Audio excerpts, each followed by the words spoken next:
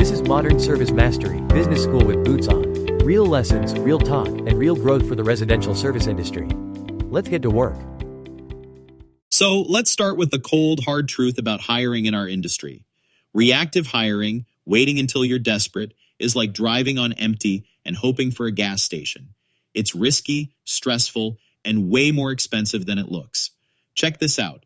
Replacing an employee can cost you upwards of 200% of their annual salary when you factor in training, disruptions, and lost time. 200%? Seriously? Seriously, Jake, and that's just the financial hit. Time to hire for skilled trades averages, 32 to 45 days? Meanwhile, jobs are piling up, your crew's getting hammered, and morale's tanking. Exactly. And let's not forget, those rushed hires, they're almost always the ones who ghost you after 2 weeks or show up with a bad attitude and zero skills. Right, so the question isn't how do we fill a spot fast, it's how do we build a consistent stream of talent? That's what proactive hiring's all about. Building your bench before you even need it. Yeah, but let's break that down a bit, Mike. What does building your bench even look like day to day? Good question. It starts with visibility. Tie into trade schools, internships, community outreach, wherever the next generation of talent is. For example, offering job shadows or lunch and learns at a local vocational school. That's how you show future hires why your team stands out. It doesn't take much, but consistently staying on their radar pays dividends down the road. You're talking about like making your team the one everyone wants to join, right? No gimmicks, just showing them real culture in action. Exactly. One time we had a project surge out of nowhere. Huge opportunity, tons of pressure. But because I'd spent the previous months preparing, building relationships, keeping a referral list, I was ready. We made the hires we needed fast, and that made all the difference. So, basically, if someone's listening right now and they're like, I don't have time for this, what do you say to that? I say, you don't have time not to. Building your bench now saves you tenfold in future headaches. It's like always keeping your tools sharp. You don't wait until the blade breaks in the middle of the job, right? Exactly. And I guess that's the difference between being prepared and scrambling. You're either leading the game or playing catch-up. And hey, let me put a bow on it. Build relationships, grow your reputation, and act like someone's always watching. Because trust me, they are. All right, Mike, you made a great point about being prepared and building that bench.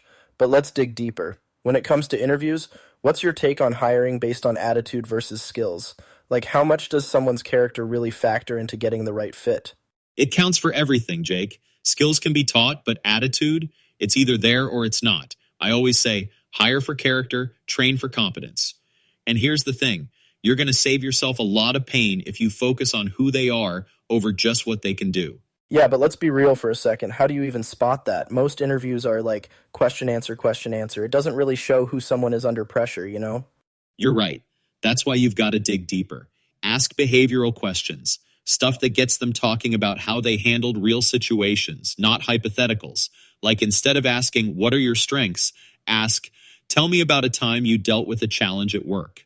Right, because anyone can fake a strength, but you can't fake how you handled a mess, right? Exactly. Let me give you a quick story. This one's from a real HVAC interview. The question was simple. Tell me about a mistake you made and how you dealt with it. Candidate A said, I don't really make mistakes. Huge red flag. Candidate B, they admitted screwing up and getting behind on a project, but explained how they owned up to it, fixed the issue, and kept the project on track. That's humility and accountability, Jake. Can't teach that. Man, candidate B sounds like someone I'd want to work with. So, red flag is zero ownership. Green flag is honest, owns their stuff. Easy enough. What's another way to spot a good fit? Watch for curiosity. People who care ask questions about the role, the team, even how they can improve. If someone gives vague answers and never flips the script to ask something meaningful, that's a sign they're not engaged. Totally. If they don't care in the interview, how's that going to change on the job? Here's a hint. It's not. And remember, your interview process should reflect your culture. If your company values teamwork or innovation, make that part of the questions. For example, wait, I've got one. How about, what role do you play in a team when everything's going wrong? Like jobs falling apart, crews unraveling, what do you do? Love it. That'll reveal who's stepping up to problem solve and who's ducking for cover. Want another one? Hit me. Okay, this one's my favorite. Describe a time you got feedback you didn't like but turned it into an improvement. That answer is going to show you who's coachable and who's just defensive. Wow, that's a game changer. So you're not just hiring someone who can pour concrete or pull wire, you're hiring someone who's going to fit, adapt, and climb the ladder. Exactly. And listen, Jake, if your gut's telling you something's off during an interview, trust it. Red flags are red for a reason. The wrong hire can tank morale, burn cash, and throw your whole team into chaos. Yeah, it's like letting weeds into your garden. At first it seems harmless, then boom, they take over and choke out everything good. Perfect analogy. So here's the bottom line. Hire slow, Jake. It's way better to take your time and get it right than to rush and regret it later. All right, Mike, let's wrap this part up then. If you're listening out there, tweak your interviews, stop hiring paper resumes, and start hiring people who can handle the real stuff. Couldn't have said it better myself. And hey, we've got a lot more to cover next, like how your culture can turn into the best recruiting tool you've ever had. All right, Jake, we've talked about spotting the right fit in interviews, but let's dive into something that's just as crucial, culture. A solid, visible company culture can do more to bring in the right people than any job board or endless stack of resumes.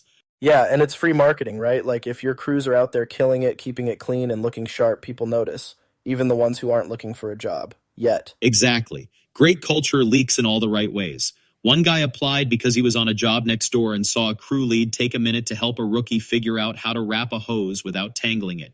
No yelling, no eye rolls, just a quiet moment of respect.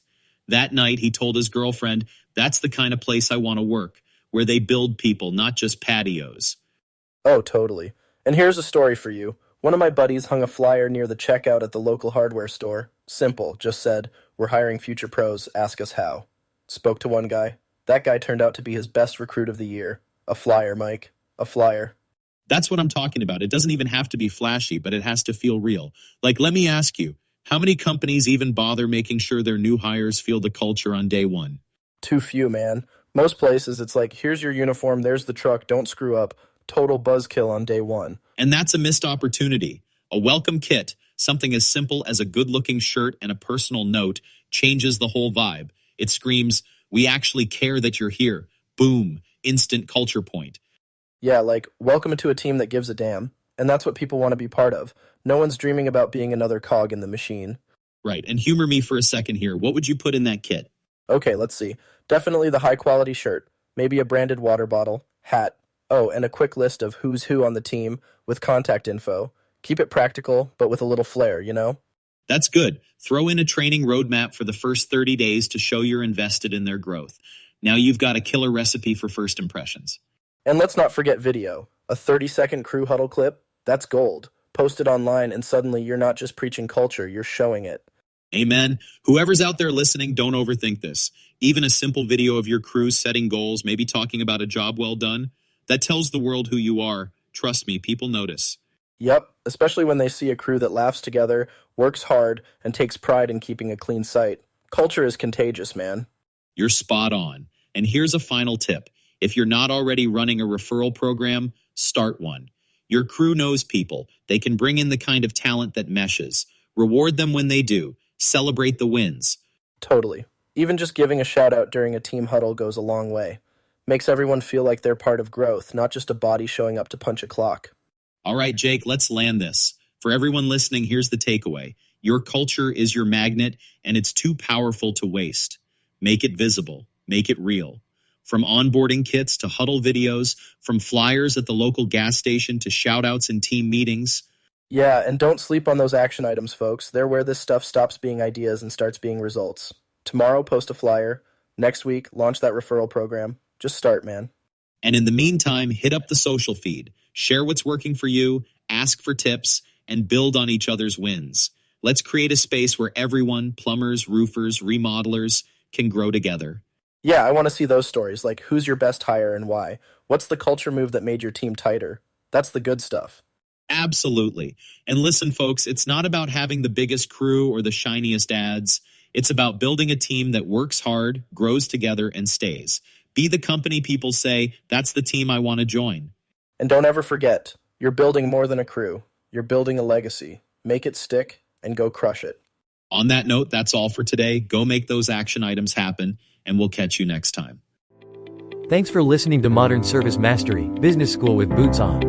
If this episode helped you lead, grow, or think differently, share it with your crew and keep the momentum going.